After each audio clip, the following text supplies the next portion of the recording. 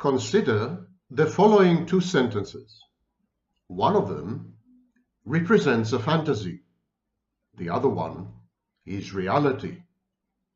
Pay attention to the differences. What doesn't kill you makes you stronger.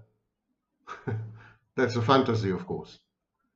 And here's reality. What does not make you stronger sometimes kills you, or at the very least, weakens you considerably.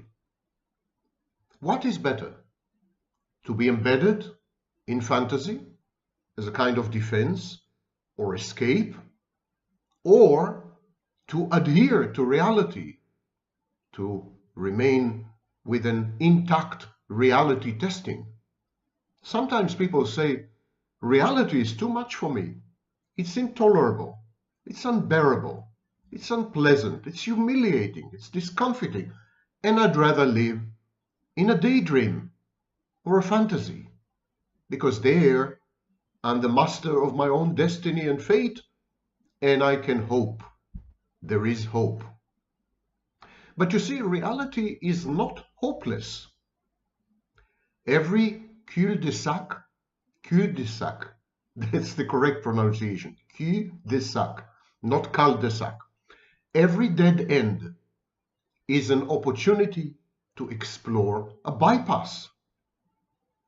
Hope and hopelessness are both counterfactual fantasies. There is the Pollyannaish view of the world through pink-tinted glasses or rose-tinted glasses. Everything is going to be okay. If I only put my mind to it, I will succeed. My thinking can change the world around me. I can attract success and money and power to my heart's content. All these forms of magical thinking encouraged by unscrupulous con artists, online and offline. But this is not hope. This is self-deception. This is a pathology. When it goes to extreme, it could be construed as a form of mental illness. Hope is fantasy-based, and as such is not a good guide to how to manage your life, what goals to set, how to pursue them, how to realize that you've accomplished something. Hope is an ever-receding northern star. But hopelessness is the same. It's not real. It's not grounded in facts. It's a form of dystopian despair. They're both wrong. Remember what I said earlier? Every cul-de-sac, every dead end is an opportunity to explore a bypass. And all these, hope and hopelessness, all these, both of them, represent learned helplessness. When you hope, you're depositing your life at the hands of destiny, of fate, of God, of other people. You have an external locus of control. And when you're hopeless, it's the same. It's as if you're not the master of your own fate. It's as if you're not in control of your life. As if everything is coming from the outside. You are just a hapless, inert, passive object, bobbing on the waves of misfortune. Both hope and hopelessness are therefore the wrong view of the world, the wrong way to look at the world, a wrong way to gauge your life, let alone set purpose, inject purpose into it, direct you somehow. We are all traumatized to this or that extent. Most of us endure, luckily, only mini traumas. Some of us are heavily traumatized, and responses to trauma all involve helplessness and a regression to an impotent infantile style or state. So when you say, I hope, it's as if you're a baby. It's as if you're a baby waiting for something good to happen. And when you say, I'm hopeless, it's hopeless. You're the same. You're a baby. You're an infant awaiting your doom and gloom. Helplessness is a major problem. And you need to unlearn your helplessness. Helplessness is a state of incapacity, vulnerability, powerlessness. It is associated with a worldview, with a theory about the universe, a theory about other people's minds, this is known as mentalization, and a theory about relationships, this is known as an internal working model. So there is this perception that you cannot do much to improve negative situations, that you have no agency, that you're not independent, for example. You're powerless. You don't have any way to affect change or influence your environment, human and non-human. There's this perception of impotence. And of course it's learned, it's acquired, it's not real, it does not reflect you or reality. Helplessness is at the core of phenomena such as anxiety, dependence, constriction of life, withdrawal, demoralization, and essentially paralysis. And so you need to cope. The antidote to helplessness is coping. The antidote to depression is action. You need to do something. Even if this something is not embedded in a long-term plan, if it's not a long-term goal, even if it makes no sense to you, you need to get up and act. Action negates depression. Action ameliorates or reduces anxiety. And action is the best antidote to helplessness because it involves, ipso facto, automatically involves some level, a modicum of control and mastery over yourself and to some extent over your environment. This coping is crucial. You have a coping potential. The coping potential is your evaluation of the prospects of successfully managing environmental demands or personal commitments. You need to get rid of your external locus of control. You need to develop an internal locus of control. The locus of control, you need to understand, is not real.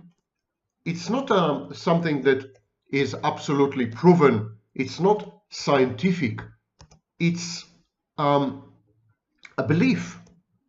It's an article of faith. It's not something that you need to adhere to for good, for life. So there is definitely a way to get rid of an external locus of control. And you need to find it.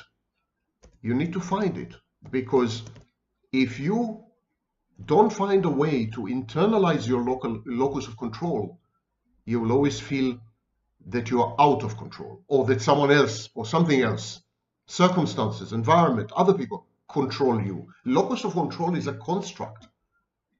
It's a construct. It is a categorization of people's motivational orientation and perceptions of how much control they have over the conditions of their lives. If you have an external locus of control, you tend to behave in response to external circumstances.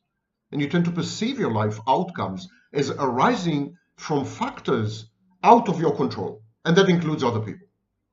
And if you have an internal locus of control, you tend to behave in response to internal states and intentions. You perceive your life and its outcomes as arising from the exercise of agency, your own abilities.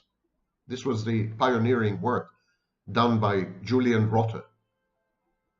And so the transition from external locus of control to internal locus of control is mediated via coping and actions. As I said, your coping potential is the way you evaluate how likely you are to successfully manage the demands of your environment and your personal commitments. Now, coping potential is not the same as coping. Coping potential deals with the prospects, chances, probabilities of successful management, rather than with actual deployment of your resources. Then before I go into various forms of coping and so on, before I provide some tips, I want you to understand the 5 pillars, the 5 pillars of hopelessness, the 5 pillars of learned helplessness. Number 1, the world is hostile. The world is dangerous. I am too small, too insignificant, not equipped, inadequate to cope with the world. It's a jungle out there. And it's going to consume me. It's going to devour me. It's going to destroy me. That is not true. Repeated studies have demonstrated that the vast majority of people are actually good or well-intentioned. I wouldn't say good, but well-intentioned. They are much more likely to help you than to hinder you. Pessimistic worldview that everyone is an animal and it's dog eats dog, which, by the way, I've never seen a dog eat another dog, but okay. This pessimistic worldview is wrong, is ill-founded, it's counterfactual. In other words, it's a myth. It is a fantasy, a nightmarish fantasy, but a fantasy all the same. The world is not hostile. The world could be dangerous and risky if you put yourself in dangerous and risky situations and environments. Otherwise, the vast majority of the time, it's not dangerous and it's not risky. Number 2, catastrophizing.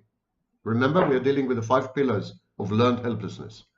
The second pillar is catastrophizing, the tendency to create scenarios in which everything goes bad, everything ends with a catastrophe.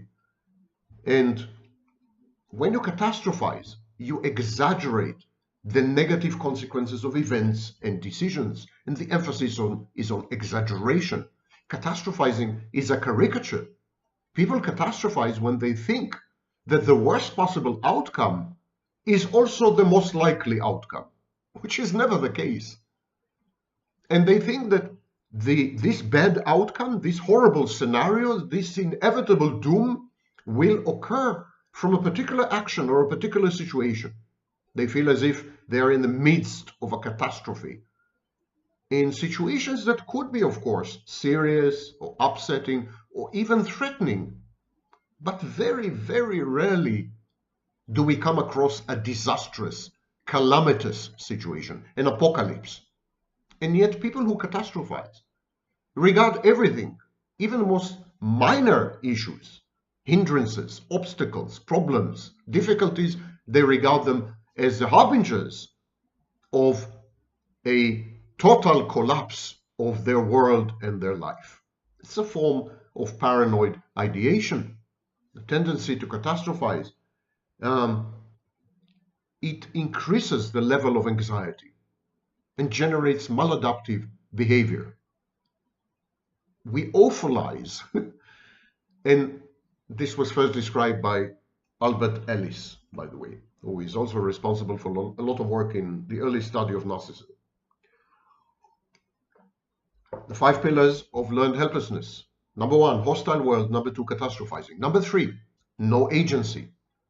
A sense that you have no impact on your world, that there is no way you can change anything, that while you are active trying to somehow accomplish a goal, trying to produce an effect, trying to exert an influence, trying to extract a benefit from your environment or circumstances or situation or other people, you keep failing. It's a sense that you're a failure, that you are constitutionally and structurally inadequate. It's a part of an internalized bad object. It's an introject that keeps telling you, there's no way you're going to succeed. Don't even try. And so, a lack of agency.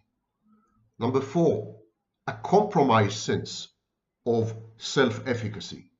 When you believe that no matter what you do, you're unlikely to make things happen the way you want to. Now, there's a difference between efficacy and agency. Agency is the power to act. And people who believe they lack agency experience themselves as utterly powerless, utterly passive, utterly impotent. Efficacy has to do with competence, the belief that you're competent to perform in a certain way, to behave, to choose a course of action, especially to the perception of this performance capability. So there's a perceived self-efficacy. And so someone with no agency and a compromised sense of self-efficacy is someone who tells himself, I am powerless to act, and even if I were to act, I would probably fail. And this, of course, generates phenomena such as repetition compulsion, where you keep trying the same thing, hoping for different outcomes. And finally, the last pillar of learned helplessness is perennial pessimism, hopelessness, the belief that things will inexorably, ineluctably go badly and end badly. Now you need to negate, and you need to reverse, and you need to confront each and every one of these 5 pillars. You need to educate yourself that the world is not hostile, not dangerous, and not risky if you behave in a way which is reasonably wise. You need to realize that catastrophes and disasters and cataclysms and apocalypses happen extremely rarely, and that the overwhelming vast majority of things end well, or with no outcome, no adverse outcome. Adversity is a rare event. You need to realize that no matter how small you are, how invalidated you are, how abused you have been, how traumatized you are, how mentally ill you are, no matter who you are, you always have agency. You're always capable of obtaining and securing at least some results, some outcomes, some accomplishments. There is no human being alive, even prisoners in maximum security, in solitary confinement. There are no human beings alive with no agency and no self-efficacy, no such thing. Even in solitary confinement in maximum security prison, even there, you have agency in the sense that you control your mind. You have agency over your mind. No one can take away your mind. No one can take away your mind.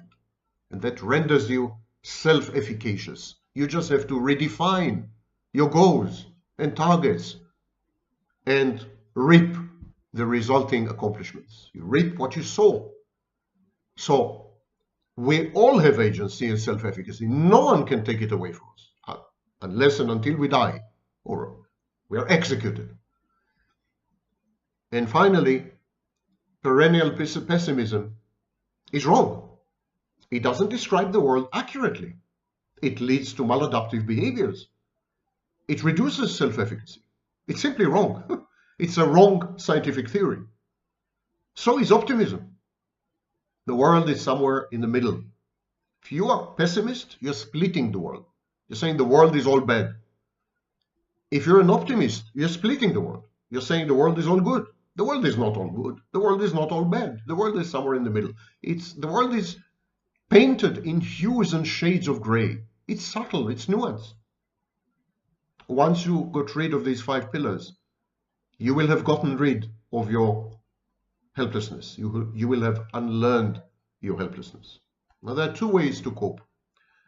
Emotion-focused coping is the first way. Emotion-focused coping. Coping generally is a way to manage stress, manage tension, manage dissonance, deal with anxiety. That's what coping is all about. Because the world and reality tend to, and other people especially, tend to produce in us these outcomes of inner conflict. I mentioned dissonance. Dissonance is very common. So coping is a stress management strategy. Any emotion-focused coping is when you focus on regulating your negative emotional reactions to stressors and stress. You don't take actions in order to change the stressor. You don't take action in order to affect the world, to induce a transformation in your circumstances or your environment. You don't try to change other people. It's a hopeless quest. This is the only place where hopelessness is accurate. Changing people is a very difficult task. Ask any therapist. Rather than do all this and get frustrated time and again and maybe become aggressive, rather than do all this, what you need to do is you need to take control over your feelings.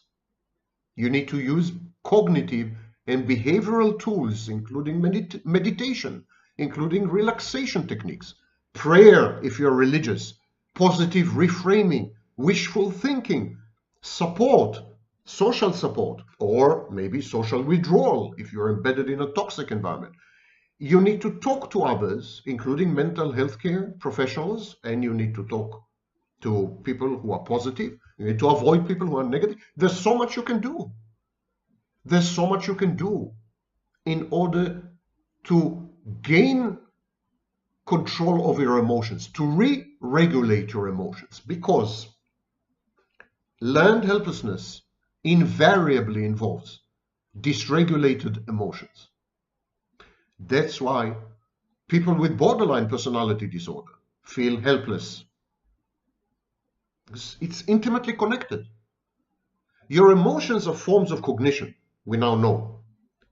And your emotions, whereas cognitions usually provide information about the outside world, your emotions provide you with information about your internal space, about the internal world. And when you put the two together, your cognitions and your emotions, you get a total picture. You get a theory of the world, a theory of the universe. If your emotions are dysregulated, if they threaten to overwhelm you, to drown you, to disable you, then they're counterproductive. They become a problem rather than a solution. And you need to take care of this. Emotion-focused coping is very useful when you have developed learned helplessness, when you became convinced, counterfactually, became convinced that somehow the stressor or the stress or the anxiety or the tension or the dissonance or the conflict are beyond your capacity to change.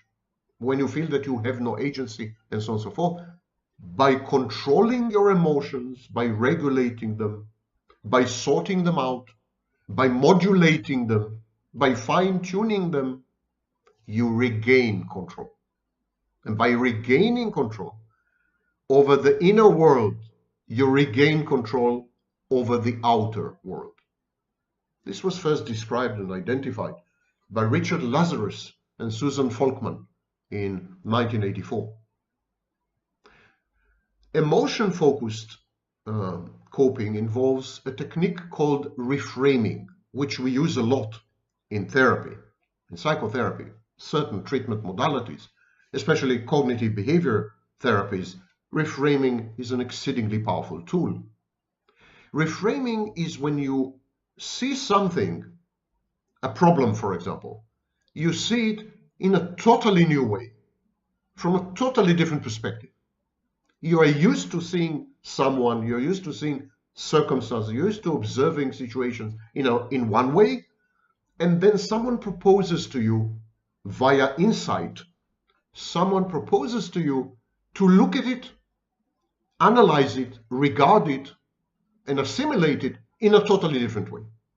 And this change in perspective, this change in position is very crucial, because by changing perspective, you transform the conceptual or emotional context of the problem, and consequently your perception of the problem, the difficulty of the problem, the extent of the problem, the likelihood of the problem. Your perceptions of the problem change. And the minute your perceptions of the problem change, suddenly you see a host of solutions which hitherto were invisible, because you were standing there and the solutions were there, and you needed to shift. You needed to change perspective. You needed to take a few steps. You needed to walk the walk. And then you discover the solutions which were hiding in plain sight. In psychotherapy, usually a client comes and they frame a problem in a certain way. They say, hello, I have a problem, and this is how I see my problem. And the therapist's response and the therapeutic process in itself is about reframing the problem. It's about telling the client, listen, the way you're looking at this problem is legitimate. I'm validating you. I understand you. But it's only one way of looking at the problem. Let me propose to you another way. Or let me propose to you a way to find another way, an insight. And then the client says, oh, I never thought about it this way. Let me think for a minute. Oh, now that I see it this other way, I also see some possible solutions.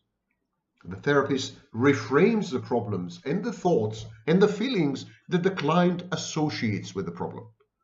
And consequently, this provides or elicits alternative ways to evaluate the problem, to perceive it. So reframing is an integral part of emotion-focused coping. But there's another strategy, and it's known as problem-focused coping. It's also been described by Lazarus and Folkman in 1984. Problem-focused coping is also about reducing stress.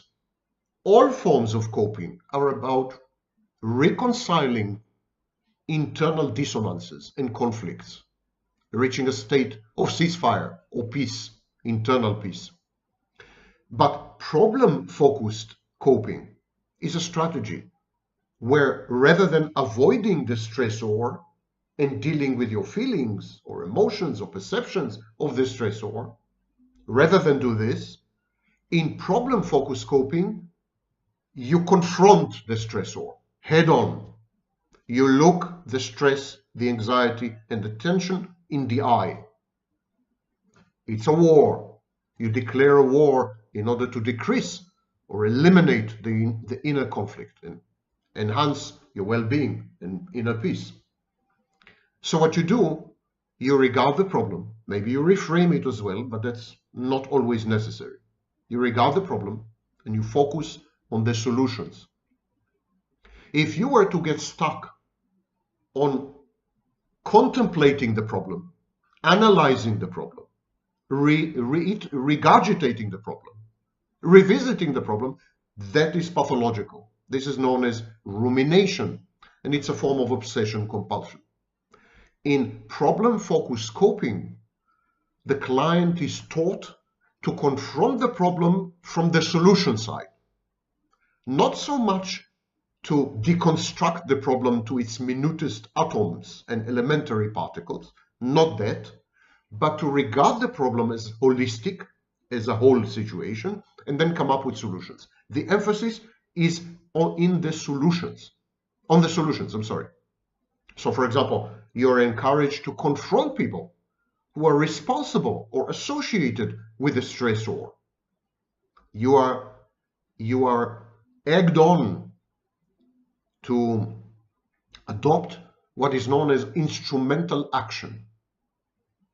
You are encouraged, taught to realize that every problem is actionable. In other words, to get rid of your helplessness in the face of the problem. So, if you are anxious about a job interview, prepare for it. If you're afraid that you will fail in an exam, study more, attend every class. These are examples of problem-focused coping solutions. Problem-focused coping is very helpful when your helplessness is limited. So when your helplessness is total, when you say, I have looked at the problem, I have studied the problem, there's nothing I can do about it, then if you can do nothing about the problem, focused on your reactions to the problem, your emotions, your cognitions, your behaviors, your choices, your decisions. And this is emotion-focused coping. But if your helplessness is limited, either because you're grandiose or because it's really a manageable problem, then problem-focused coping is much better. Coping is the use of cognitive and behavioral strategies to manage the demands of situations. You appraise the environment, the actors and agents in the environment. You predict, you create predictions. In other words, you create a scientific theory. You create predictions, you test these predictions, and all this requires an investment of resources and so on and so forth. You realize that the circumstances present exigencies and demands on you. You ask yourself whether you're willing or able to comply with these demands. You isolate the emotions attendant upon this situation, usually negative emotions, conflicts caused by stress. All this is part of coping. Back to learned helplessness, which is at the core of hopelessness and giving up, essentially. Giving up on life, giving up on others, giving up on activities, dating, for example. Giving up, just giving up. Withdrawing, isolating, becoming solipsistic, Netflix, 2 cats, and microwave meal. That's my life. Constricted, becoming narrower by the minute until it crushes me. So this is learned helplessness. So it's where repeated exposure to uncontrollable stressors, especially in early childhood, results in a failure to use any control options that become later in life, that become available later in life. So as a child, abused, traumatized, ignored, mocked, ridiculed, humiliated, and so on, you've experienced situations where your control was minimal or even non-existent, because children really have limited control. Their external locus of control is justified. They're at the mercy of adults, of peers, of role models, of parental figures. So if you have learned helplessness as a child and you grow up to be a helpless adult, that's when it's a pathology. Because as an adult, your palette, your array of possible control mechanisms is much bigger.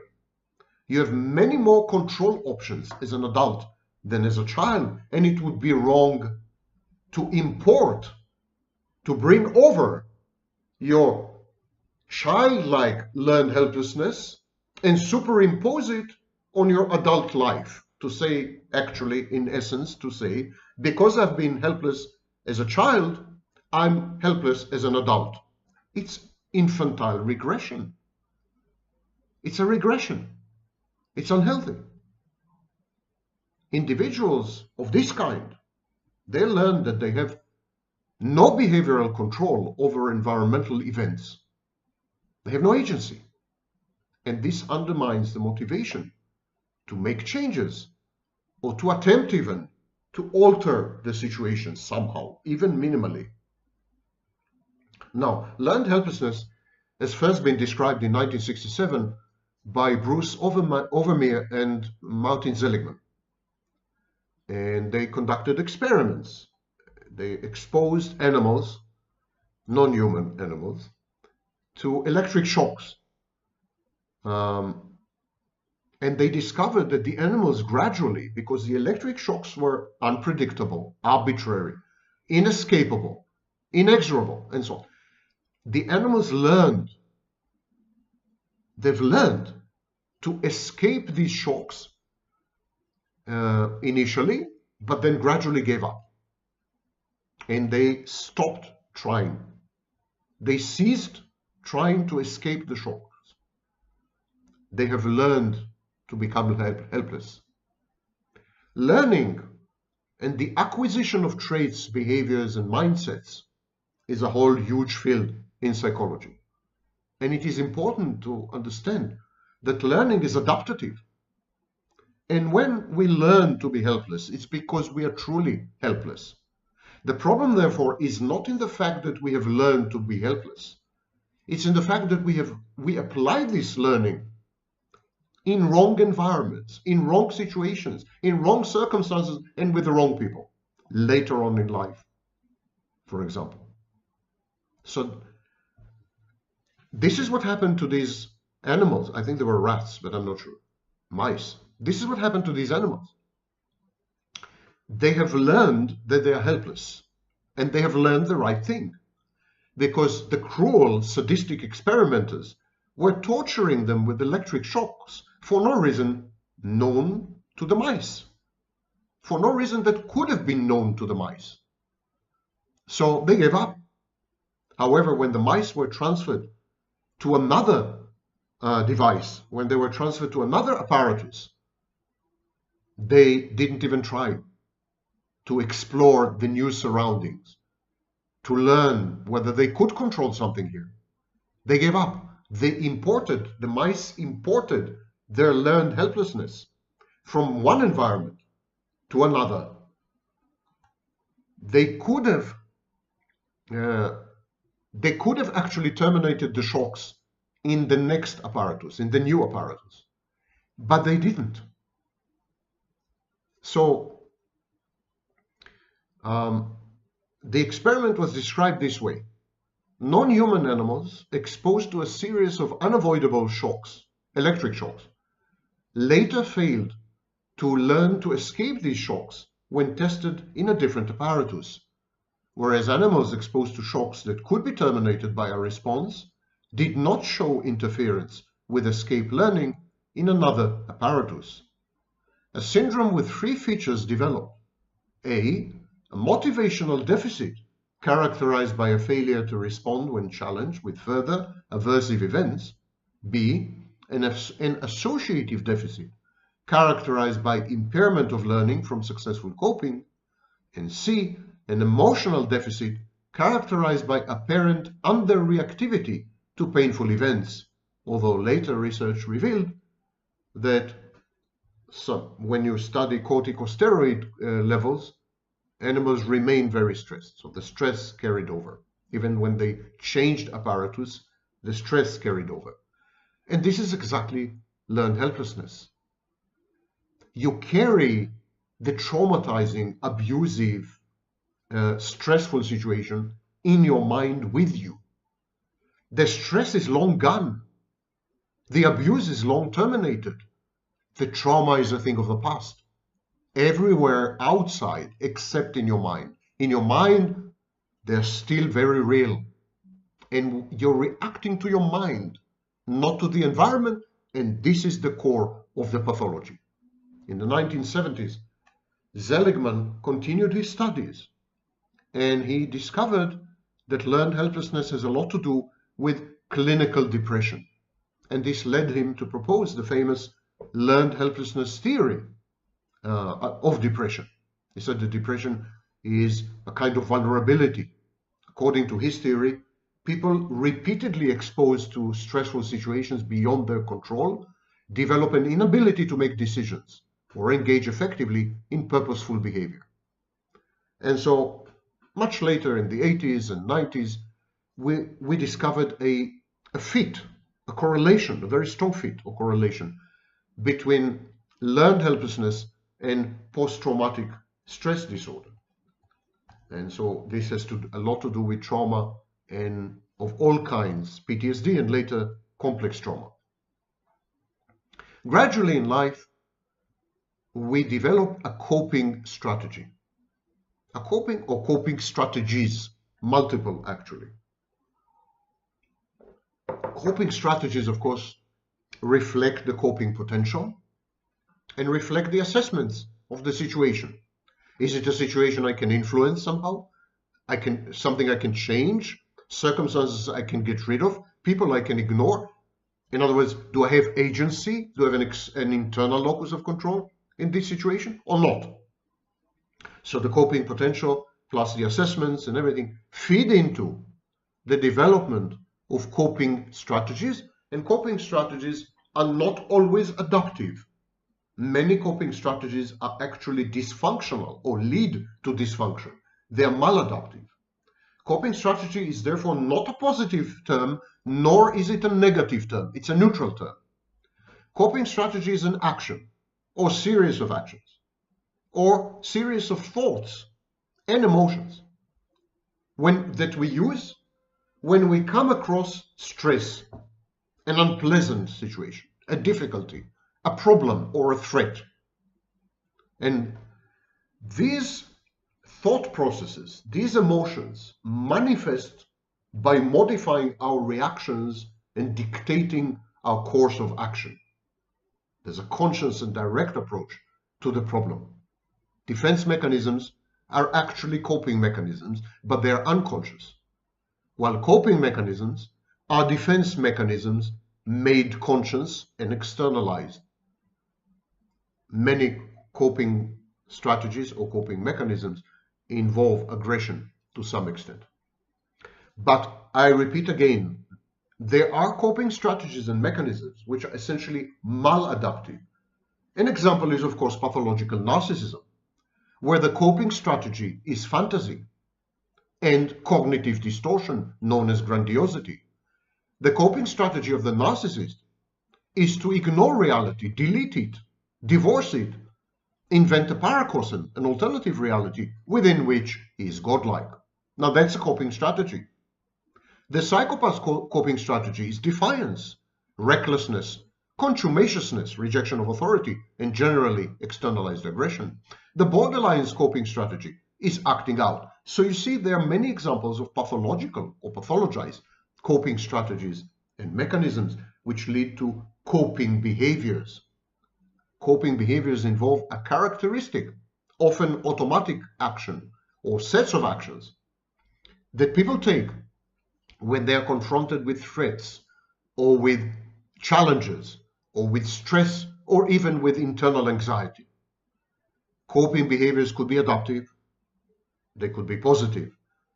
For example, if you take time to analyze a problem, to meditate, to exercise in the middle of a day, that's a positive coping behavior. But coping behaviors, as I mentioned, could be maladaptive, avoidant, negative. For example, when you deny that something is wrong with your body and you don't consult a doctor, you have symptoms of a serious illness, they persist, and you ignore them. You do not consult a doctor. It's a form of coping behavior, but no one would say that it's a healthy coping behavior. Coping mechanisms and coping behaviors involve conscious or unconscious adjustments, adaptations. They're intended to decrease tension, stress, and anxiety. They're intended to somehow cope with stressful experiences, situations, environments, human and non-human, other people. And modifying maladaptive coping strategies, maladaptive coping mechanisms, maladaptive coping behaviors, dysfunctional mindsets attendant upon these maladaptations. This is the focus of psychological intervention. There's only that much that you can do by yourself, but start somehow. Start by focusing on the 5 pillars that I mentioned. The world is hostile? Wrong. The world is not hostile. Catastrophizing. Everything is going to end in a disaster. Wrong. Very few things end in a disaster. I have no agency. There's nothing I can do about it. Wrong. There's always something you can do about it.